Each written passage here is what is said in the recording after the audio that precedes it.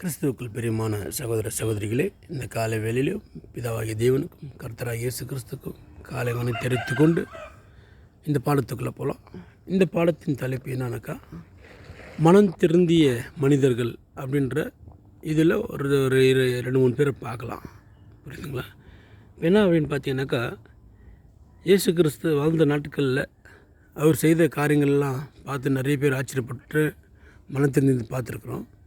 அவர் மறிக்க போகிற நேரத்தில் ஒரு மனுஷன் அவருடைய பேச்சால் என்ன ஆகுறாருங்க, மனம் திருந்துறது நம்ம பார்க்குறோங்க. இயேசு கிறிஸ்து சிலுவையில் இருக்கும்போது இயேசு பக்கத்தில் இருந்து 2 கல்லர்களை தான் பற்றி பார்க்க போகிறோம். ஒருத்தர் சொல்கிறாரு, நீ தேவனுடைய குமாரன் தானே, நீ இவங்களெல்லாம் என்ன பண்ணலாம்,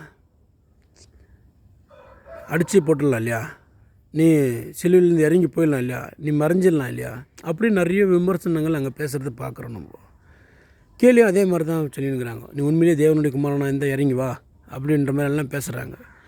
அப்போ என்ன அப்படின்னு பார்த்தீங்கன்னாக்கா, இயேசு கிறிஸ்து அமைதியாக இருக்கிறாரு.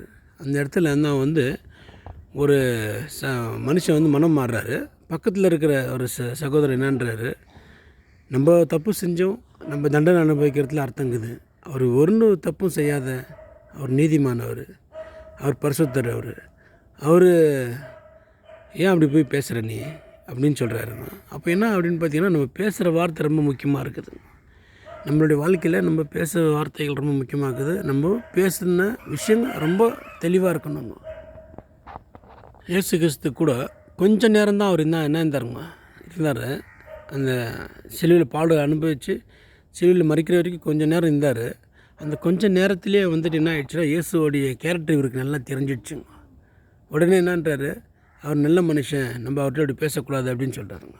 அதான் கூட இருந்த சகோதரன் என்ன ஆகிட்டாருங்க, சபிக்கப்பட்டார்.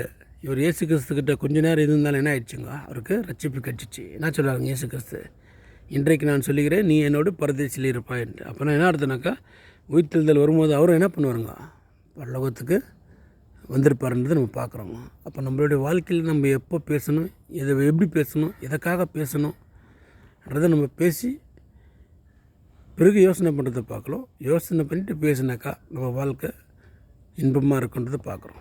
கர்த்தர் தாமே ஒவ்வொரு ஆசீர்வதிப்பாராக. ஆமென்.